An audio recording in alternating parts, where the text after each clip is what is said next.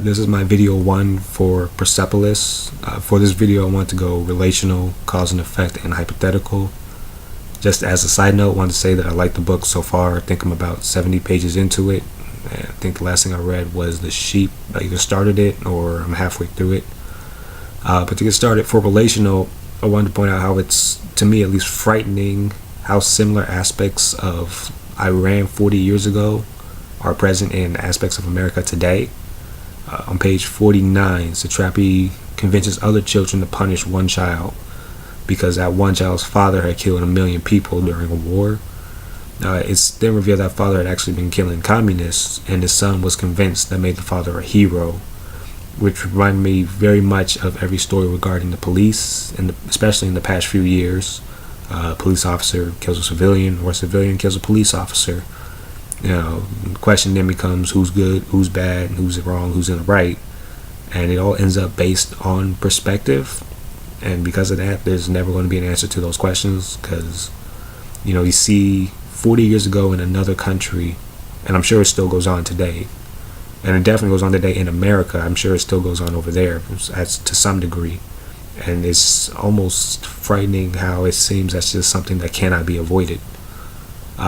For cause and effect, I want to go that the biggest example I've seen is Satrapi's parents' behavior affecting her.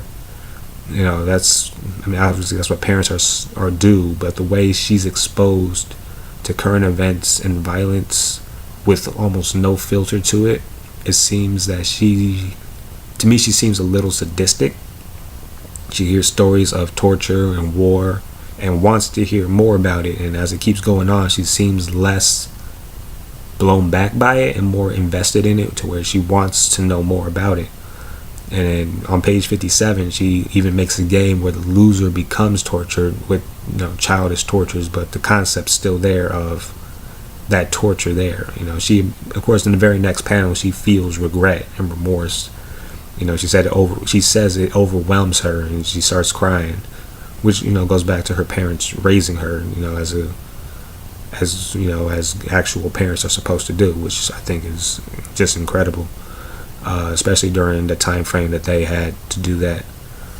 Finally, for my hypothetical, I was wondering, the question I thought of how would her life have changed if her parents had sheltered her to the world around her? And the very first thought that popped in my head was there wouldn't be a book. We wouldn't even be here right now. Because from the very beginning of the book, on page 6, she's openly exposed to religious limitations, by being forced to wear the veils and having the separation based on gender. And she's told this outright by, I believe, her parents, if not her teacher. And then she sees social limitations, with the man next door refusing to be together with Satrapi's live-in maid once he finds out she's a maid, just because social classes just won't allow it, and that people just let that happen.